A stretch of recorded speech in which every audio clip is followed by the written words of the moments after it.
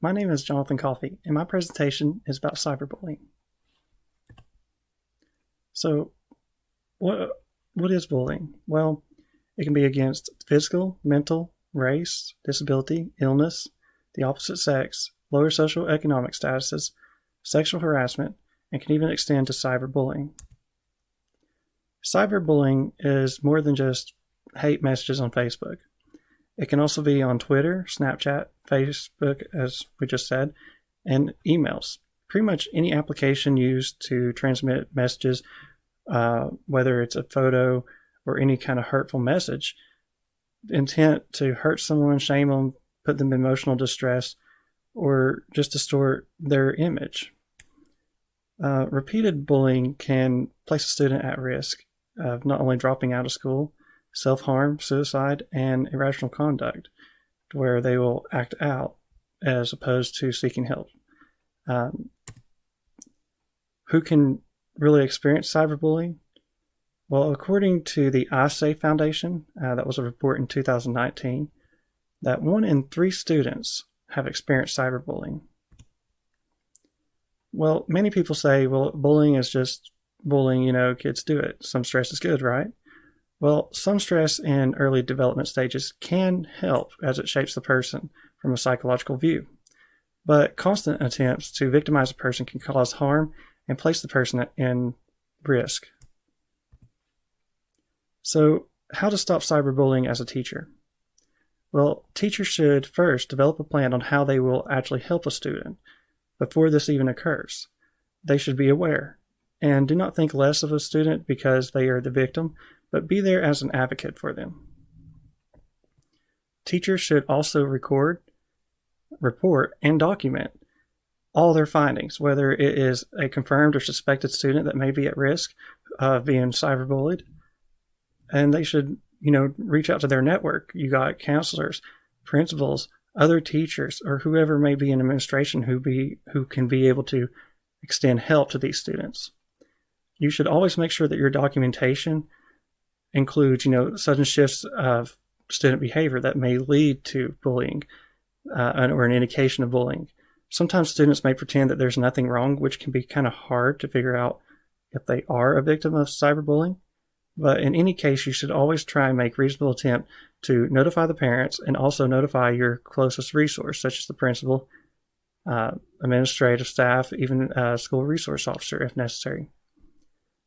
And it's always good to start out, maybe even a year, to discussing with your students about cyberbullying and that it is a crime, and showing them that they should be able to treat everybody with empathy and respect is a great way to establish, from the very beginning of the year that this is not okay. And also it can show you that you are willing to be the advocate in case a student does experience cyberbullying or any kind of bullying for that matter, that you are willing to be the one to assist them. And in some cases, you may have to confront the bully. Well, if you must, always remember to keep them away from the peers. Make it a private context where you're communicating with them along with somebody such as your principal, school resource officer, somebody within your network of support. There's also other means of reporting for cyberbullying or any kind of bullying or any kind of violent crimes. And that could be a school resource officer, as we just said. And also, the state of Tennessee has an app called SafeTN, which allows for reporting of bullying and other violent activity. And it is important to note that you should always follow all guidelines, policies, procedures given to you by your school before you even start filing a report. You should always try and follow everything that they have for you to the letter. So in conclusion, what is cyberbullying? Well, it's beyond normal stress that is a repeated attack on an individual through electronic means. And what can teachers do? Well, they can develop a plan of action. What are they going to do if a student does encounter a bully? And you should always try and discuss with your students. And I recommend at least in the beginning of the year.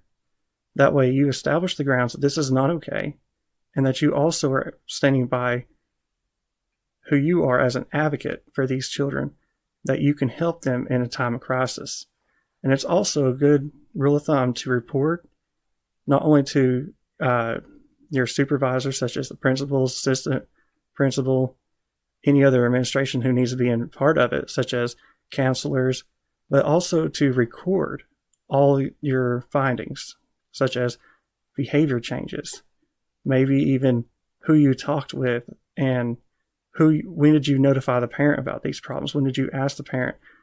Did you notice any change? Document these things, not only for your own personal records, but it may even help the school as they go back and try and track when this problem occurred and who it exactly is who's bullying this child.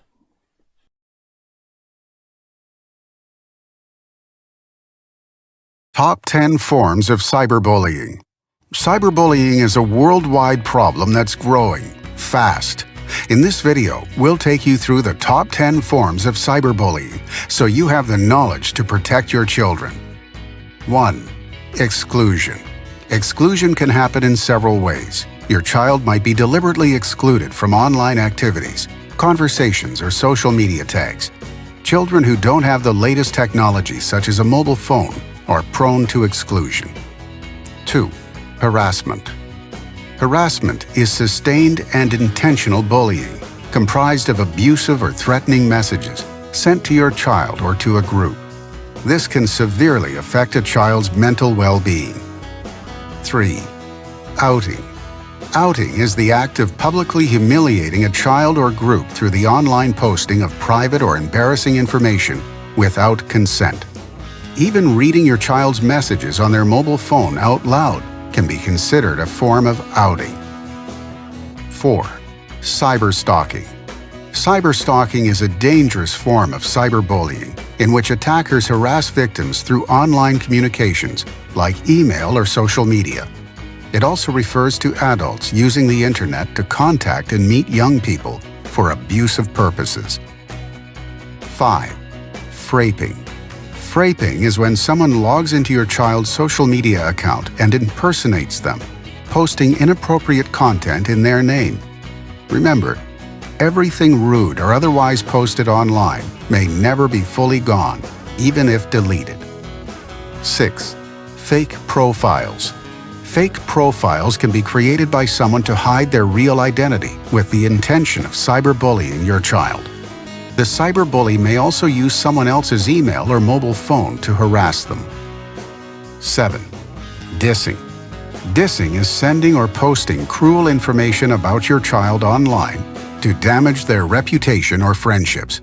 It also includes posting damaging photos, screenshots, or videos online. 8. Trickery. Trickery involves gaining your child's trust so that secrets can be shared publicly online. A cyberbully will befriend your child, leading them into a false sense of security before sending their private information to others. 9. Trolling. Trolling means deliberately provoking a response through the use of insults on online forums and social media sites. A troll will personally attack your child, aiming to make them angry and provoke a response. 10. Catfishing. Catfishing involves stealing online identities and recreating social networking profiles for deceptive purposes. Catfishers look at your child's profile and take information to create a fake persona. This could involve using personal information, potentially damaging your child's online reputation. Please share this video with other parents to help spread awareness and put a stop to cyberbullying.